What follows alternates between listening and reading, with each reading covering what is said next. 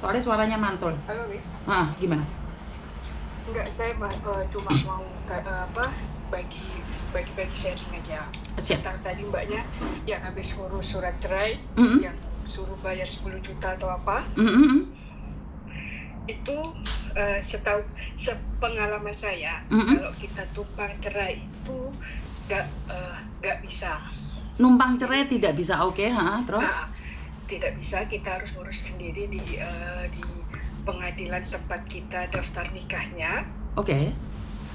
Kalau misalkan kita itu nggak ada, kita boleh kasih kuasa ke orang tua atau saudara. Jadi misalkan itu harus, asalkan semua datanya lengkap, kayak KTP suami istri, kartu keluarga, buku nikah, semua lengkap, kita cuma pergi ke pengadilan agama. Itu kalau nggak salah itu cuma 350 sampai 650. Tetapi posisi istrinya nggak ada di Indonesia, bisa ya? Oh, bisa. Kita boleh surat kuasa ke orang tua. Jadi harus tanda tangan di atas materai. Oke. Bisa ya? Kalau kita misalkan kita mau sewa pengacara itu, kita minta bantuan pengacara yang khusus dari pengadilan agamanya sendiri. Jadi itu ini banyak yang komen informasimu baru benar seperti itu. Iya. Seperti itu. Itu menurut pengalaman saya lah dulu. Oke, siap. Jadi meskipun mbaknya itu ada di Hong Kong, tapi proses cerainya itu masih bisa berjalan gitu. Tetapi minta surat kuasa yang dilimpahkan ke KJRI, seperti itu? Iya. Bisa juga. Oke, siap. Jadi nanti itu langsung dapat legalisir dari kita kan. Kita bikin surat kuasa itu diturunkan ke entah itu ke orang tua atau saudara, yang lebih baik itu saudara kandung sama orang tua lah. Tanda tangan di atas materai, entah kita lewat KJRI atau kita boleh dipaketkan lewat paket yang di DHL atau apa, yang ibaratkan kita boleh kasih kayak kirim dokumen yang cepat itu pun bisa. Oke. Tetapi nih saya nanya nih, seandainya si suami tidak mau menceraikan, itu bisa atau tidak? Kalau misalkan gitu, in case gitu, kita harus sewa pengacara, tapi pengacara itu diambil dari pengadilan agama itu sendiri. Tapi kan kita harus tahu alas-alasannya dulu, Miss. Misalkan suami gak nafkahi selama beberapa bulan, itu biasanya cepat. Terus entah itu ada masalah apa, perselingkuhan atau apa, tapi kita harus menunjukkan buktinya gitu. Oke. Kalau itu alasan, maaf, kalau alasannya tidak tepat, maksud saya adalah karena saya ingin nikah lagi nih, jadi saya buat alasan itu, bagaimana? Apakah bisa? Itu masalahnya, Miss. Kalau kita memang bercerainya mau niatnya baik-baik, itu pasti kedua belah pihak itu pasti akan setuju lah. Kecuali kalau misalkan istrinya sudah di Hong Kong, kan ibaratkan gajinya banyak gitu, habis itu suaminya kerjanya kurang, otomatis yang dari pihak suami pun nggak akan buang peluang itu, Miss. Pasti masih dipertahankan. Tapi kan kalau misalkan dari pihak istrinya, misalkan tuh, kan aku nggak dikasih nafkah gini, atau mungkin ada perselingkuhan atau apa, itu harus ada buktinya.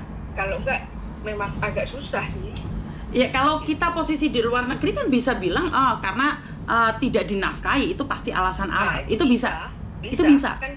Kan nafkah dari suami kan harus 6 bulan itu, Miss.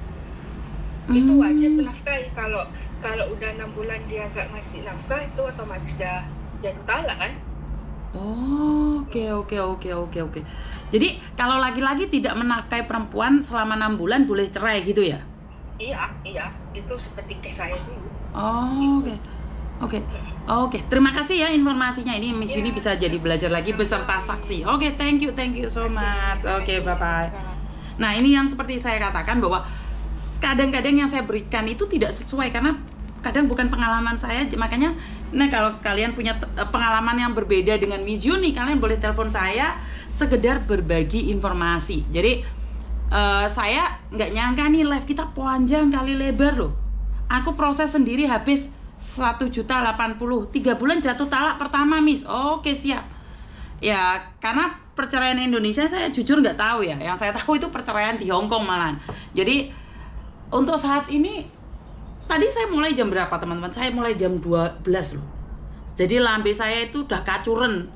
Lambe saya itu udah jelebor sekarang ini. Saya akan mengkondisikan cangkem saya dulu. Nanti kalau saya sudah siap, sudah ready, saya akan berbicara lagi. Jadi bagaimanapun juga ini botol sama ini banyu kurek. Jadi nanti tak pijet cangkem dulu, nanti setelah itu kita nyambung lagi. Terima kasih teman-teman, saya nggak nyangka nih penontonnya ya sampai ribuan. Padahal Miss Yuni main gacor bledes sembuh sing ngono. Lili terima kasih juga sawerannya, dan saya sangat kaget sekali dari semalam itu banyak sekali saweran. Jadi saya akan selalu mengupdate saweran yang saya dapatkan. Jadi semalam itu saya mendapatkan saweran sebesar 133 US dollar, dan uang tersebut saya akan salurkan untuk beli beras. Untuk I love you deh gini aku. Jadi akan saya salurkan untuk beli beras untuk Ramadan. Jadi uang kalian musik aja Miss jangan di off. Alah, aku belum sawer, nggak apa-apa. Karena sebenarnya jujur saya itu tidak ingin kalian nyawer, karena saya bukan cari uang dari uang sawer-saweran itu. Jadi kalau kalian nyawer, maka saya akan berikan informasi, lu malah ditunjepin dodoku. Jadi saya akan berikan pada yang lainnya. Karena satu, HP harus dicas, uangnya kudu dicas rek. Cangkem iki bleder-bleder. Anggitmu.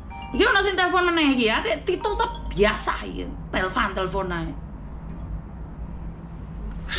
Halo? Halo Miss Yuni, saya mohon dibantu. Suami saya meninggal di Innalillahi wa inna ilaihi raji'un.